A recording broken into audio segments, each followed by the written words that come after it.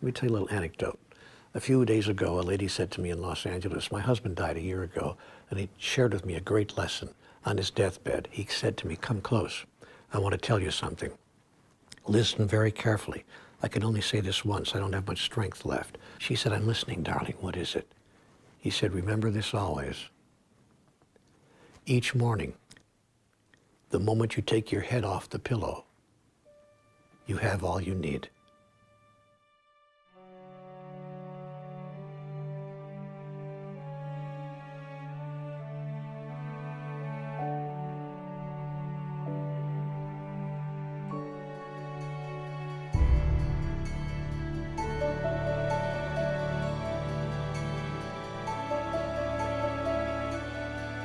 If we look at the mind as an iceberg, and the tip of the iceberg is what's above the surface. That's the conscious mind. That's the mind of choice. That's the action mind. What's below the surface, and that's most of the iceberg, right? That's the subconscious mind, like a submarine. You don't know it's there, but it's there, unless it surfaces.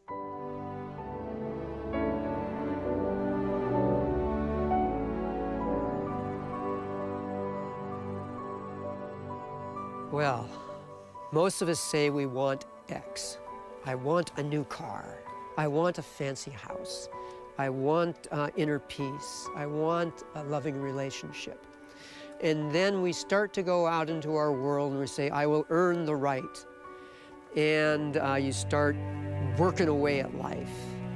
And you're using your mind a lot and you're working at everything, and things get in the way. Life seems to throw curves at you.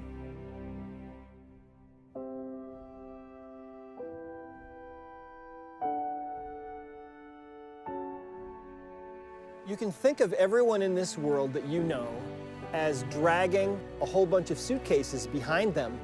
The emotion code is a way to cut loose all those suitcases, all those steamer trunks, all that baggage that you've been carrying around all your life. The end result of that is that you become light and you become able to manifest into the world what you're supposed to be able to manifest. Imagine living in a world where everyone is actually manifesting from their heart into the world their perfect creation that is inside each of them. That's where we're going.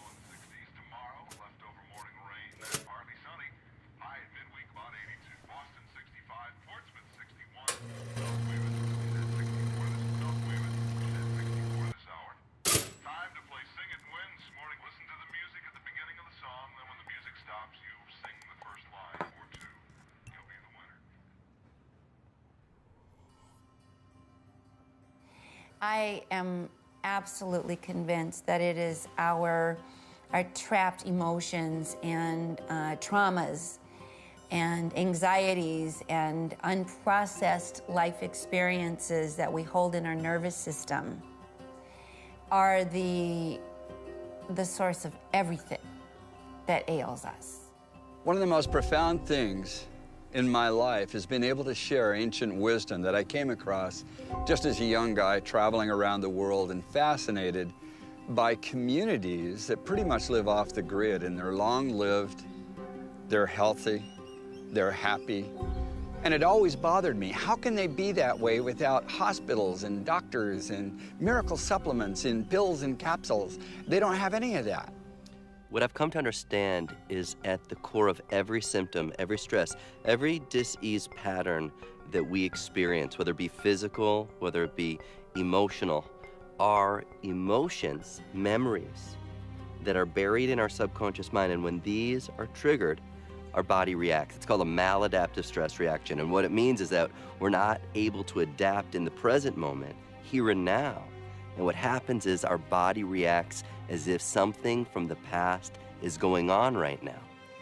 Now, when we react to conditions in our life, there is an emotional component that begins to create chemistry in our bodies because the body is interpreting an emergency situation. Now, all organisms in nature are designed for short-term stress. Gazelle gets chased by a lion, 15 minutes later it goes back to grazing and everything returns back to balance. Human beings are a little different.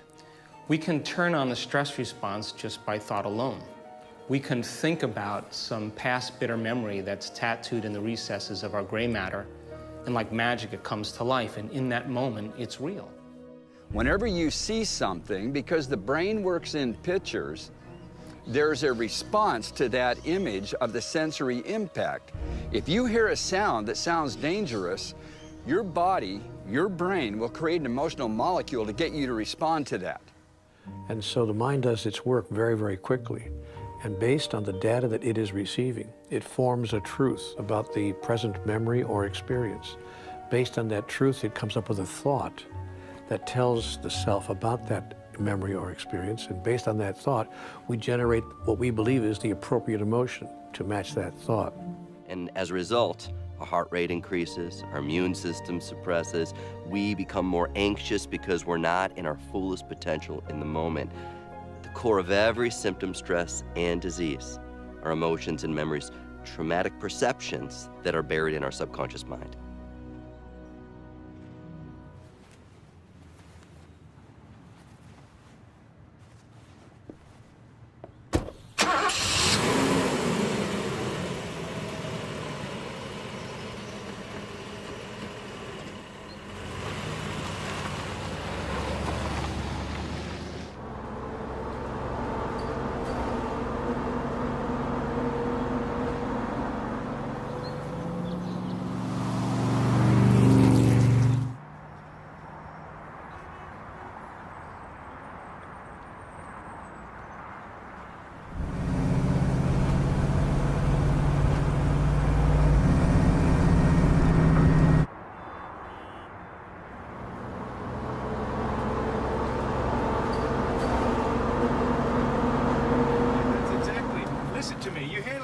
Like you handle every other witness. You grab him by the balls. You take control of the situation. Otherwise, you and I are not working together ever again. Do you understand that? I don't need you to put me...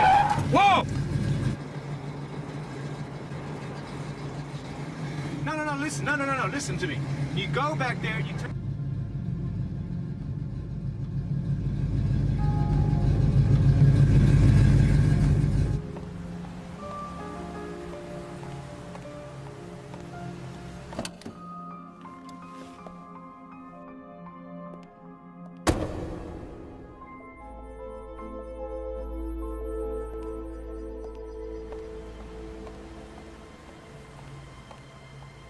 First of all, to understand how the emotion code works, you have to understand that the human body is really nothing but energy.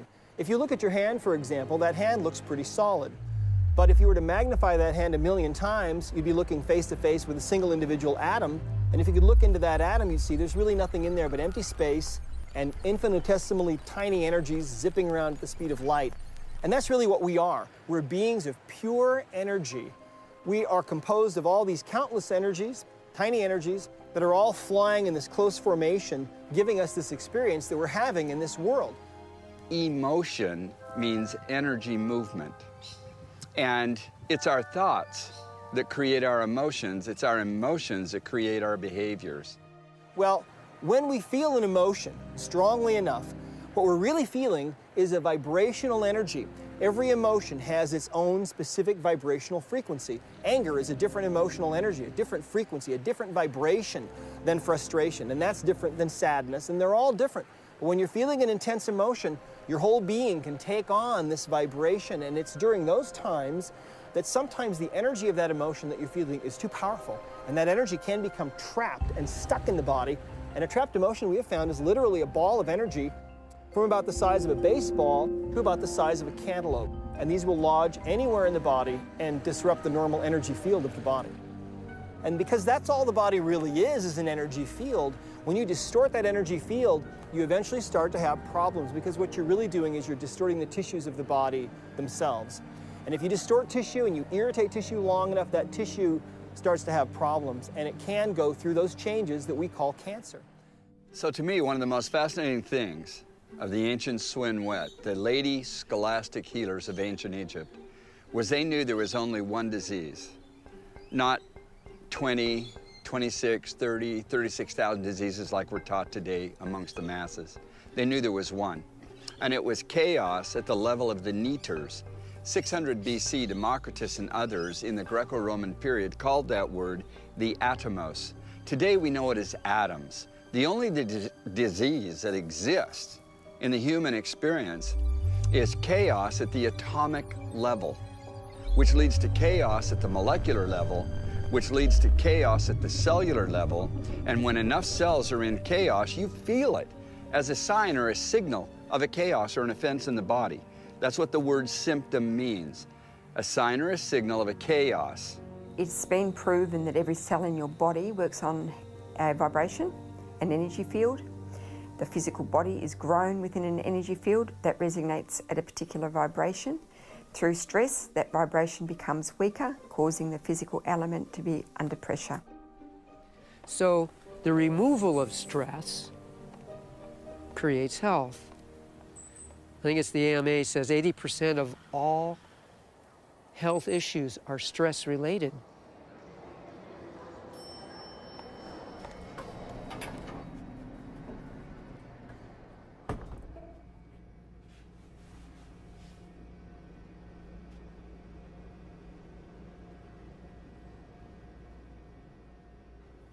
If we look at living in an emergency mode all the time, the emotions that are derived from those chemicals of stress are the emotions of anger, of aggression, of hatred, of prejudice, of fear, of anxiety, of insecurity, of hopelessness, of powerlessness, of depression. Those long-term effects of those chemicals are the emotions that most people call normal states of consciousness. In the ancient world, they knew that negative emotions store all through the anatomy of the body, and it affects the emotional physiology or function of the anatomy. Your body is your unconscious mind. It doesn't know the difference between an experience in your life that creates an emotional response and an emotion that we fabricate by thought alone. To the body, it's believing it's in the same environmental conditions. So it's a scientific fact that the chemicals of stress dysregulate and downregulate our genes that create disease. It's a fact. So if we can turn on a stress response just by thought alone, and those chemicals can make us sick, then by very definition, our thoughts can make us sick. They believed anciently that the emotions were actually generated by the organs in our bodies, and I believe that that's absolutely true. When we're feeling an emotion of anger, for example, that emotion is actually being created. That frequency is generated by the liver in most cases. Think about people who drink. Oftentimes, they overstimulate the liver and they become angry. On the other hand, the lungs produce the emotion of grief, among others, and so people who tend to have a lot of grief in their lives tend to suffer from lung issues. I want you to understand why different cultures knew. If you have a pain in your thumb, that's very significant and a very significant emotion. If you have a pain in your elbow, your shoulder, if you feel a little pain in your chest, in your hips, in your stomach, in your intestines, a lot of people don't understand anymore the connection of the entire body to the brain, and the brain seeing pictures that create emotions which create behaviors. Because emotions are a record of the past. And so if the emotion is stored in the body, then the body literally is living in the past. And the body, as the unconscious mind, believes it's in the same environmental conditions 24 hours a day, 7 days a week, 365 days a year. The body's literally living in the past. Emotions tend to build up, and we tend to push them away as they build up because we've been taught to resist things that don't feel good instead of feel the things that don't feel good.